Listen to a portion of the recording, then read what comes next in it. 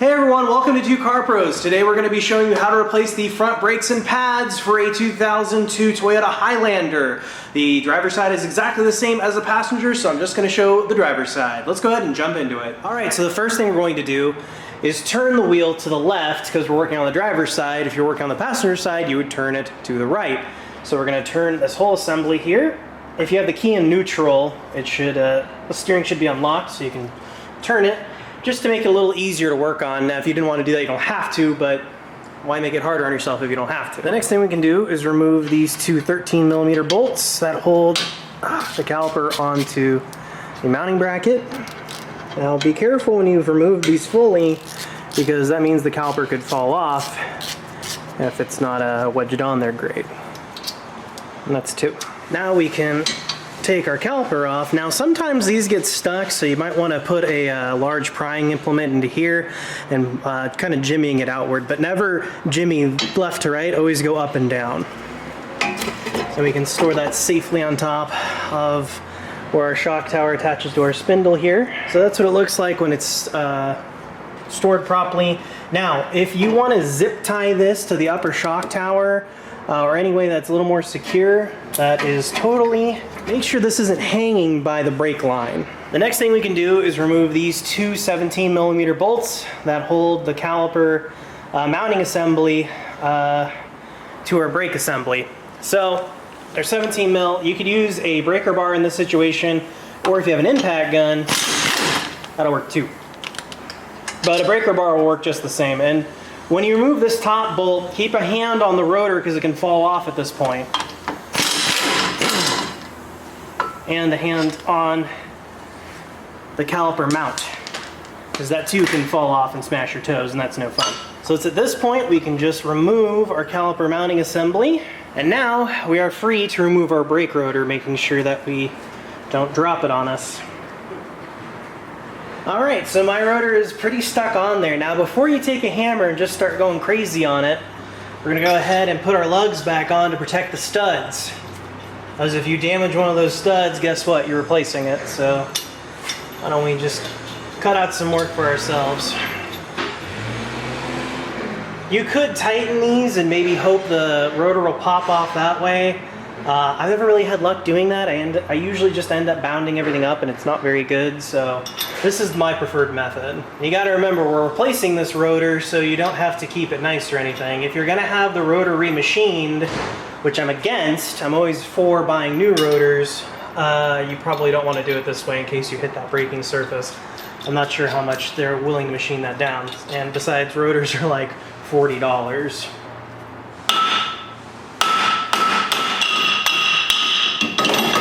There we go, nice and loose. What happens there is rust interferes with this ream here, this little ridge, and rust inside that rotor builds up, and dirt and road crud and all the rest of it, and that prevents the rotor from coming off, especially if these brakes are very, very old, which I think these might even be original in the car, so might be a little tricky getting off, but a little perseverance goes a long way. What we can do next is take a look at our front brake rotor. This is a Duralast 31266, available at pretty much every AutoZone across the nation.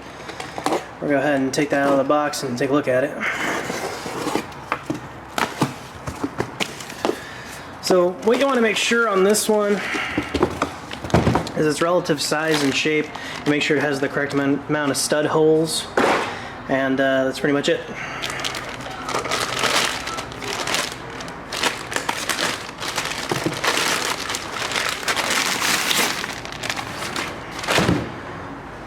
So on these, you don't know what kind of manufacturer's grease is on there. They put a little bit of grease on there just to make sure it doesn't rust during transit, because they don't know how long every single one of these rotors is going to sit in a warehouse. So they want to make sure they can sit for quite some time.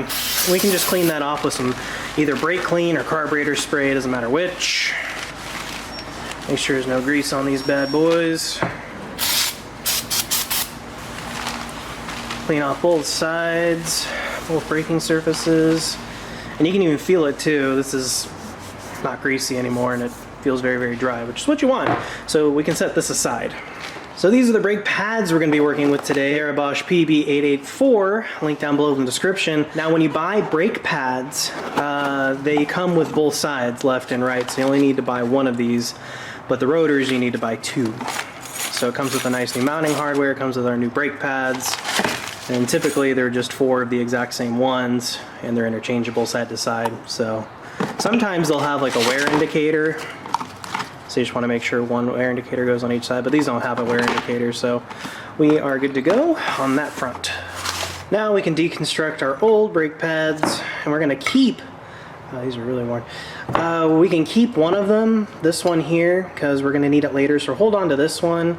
We can set that aside, but this can go in the trash. And then we're also going to remove our hardware here. That's these little guides, the little tangs. They just pull straight off. Sometimes you might need a flathead screwdriver to jimmy them off.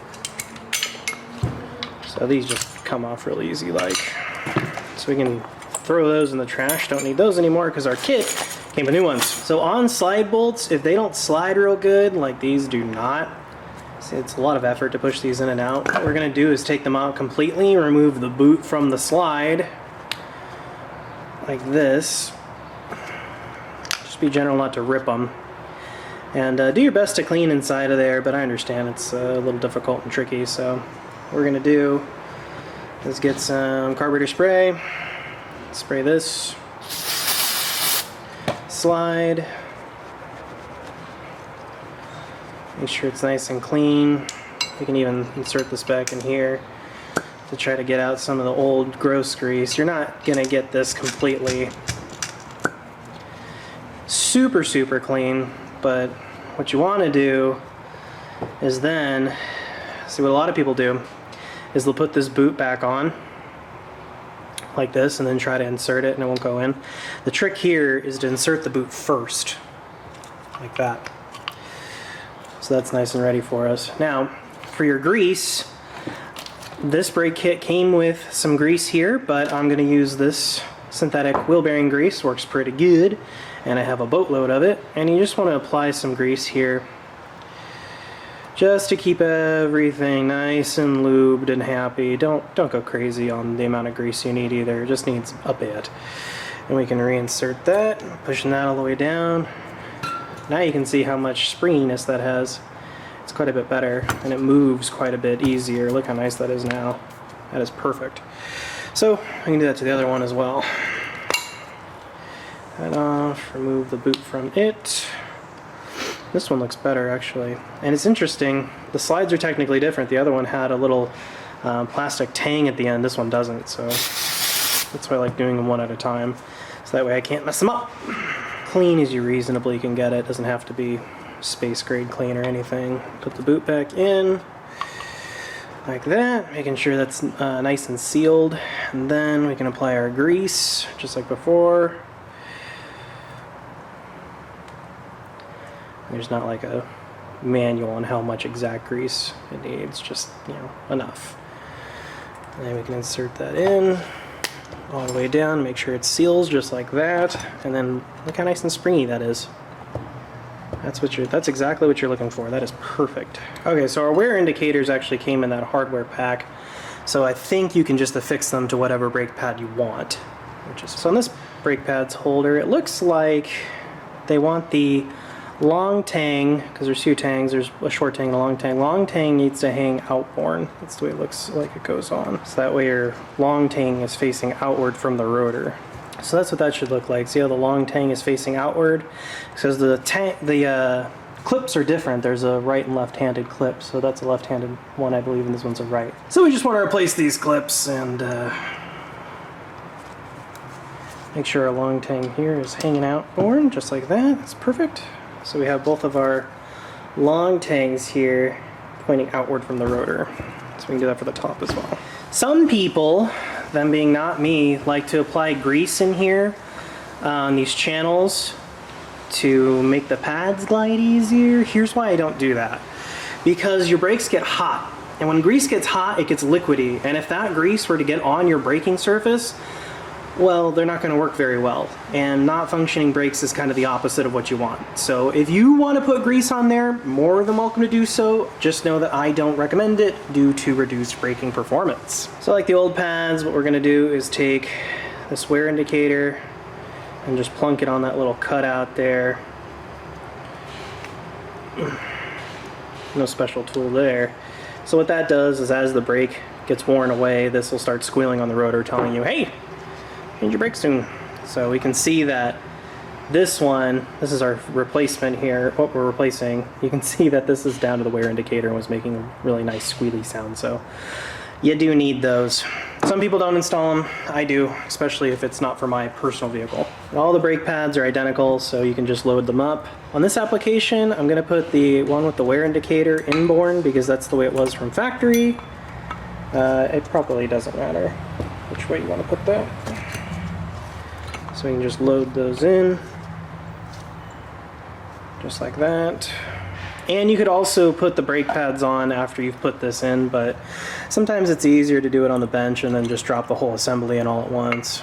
Drop it in inboard and drop it this way. So actually I don't think there's a way to do it once it's already, the rotor's already on, because this one you have to slide in from the inside and come this way. So here you go. Now this is ready to go back on the car. So what you're looking at now is the brake caliper here we removed earlier. And I've taken that old brake pad I told you to save and I've affixed it via a 4-inch C-clamp. There's a couple different ways to do this, but this is the easiest and quickest way with a nice C-clamp, and then you just slowly rotate this back in. And what that's doing is pushing fluid, a little bit of fluid back up into the master, and we will get that fluid back by depressing the brake pedal slowly. You'll see. And this is more about going slow and having even pressure than just trying to rocket ship it in there. And then once the piston is recessed all the way into the caliper, don't keep torquing it, let go. And you can verify that these two surfaces here and here are nice and flat. So it's ready for reinstallation. Now with nice clean hands or gloves, we can grab our rotor again. Nice clean rotor, and place that on. Just be careful with this because it can fall off. There's obviously nothing holding it on there, and that, if that meets your toe, it's probably gonna break it. Now we're gonna replace our caliper holder here. Now the key is to push on the rotor back onto the hub assembly while you're installing this, so it doesn't go cockeyed on you while you're trying to fish the bolts through. And pushing the rotor is really the linchpin here. Now we can tighten up those 17mm bolts while holding onto the brake pads to make sure they don't jiggle loose.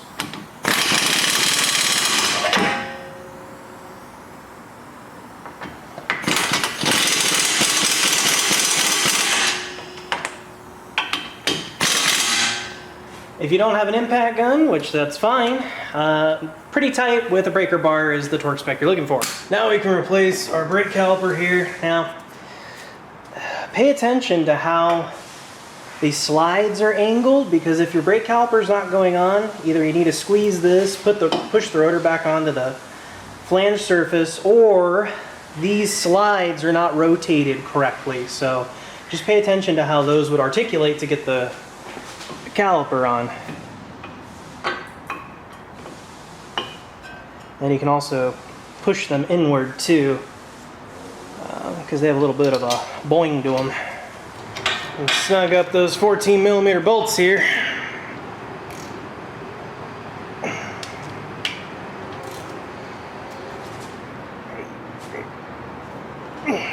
There we go. And the driver's side's done. Passenger side, exactly the same way. All right, before we go anywhere, we're gonna go ahead and depress the brake pedal all the way to the floor very, very slowly and let it back up very, very slowly. What we're doing here is there's gaps between the pistons and the brake pads and the rotors. So we're basically taking up that slack, because if you took off without doing this, you would have basically no front brake pressure, which is kind of the opposite of what you want. So what we're doing here is putting those pistons back into their normal position so they can work efficiently. And you want to do this 4 to 6 times until you get a very, very firm pedal. And there we go.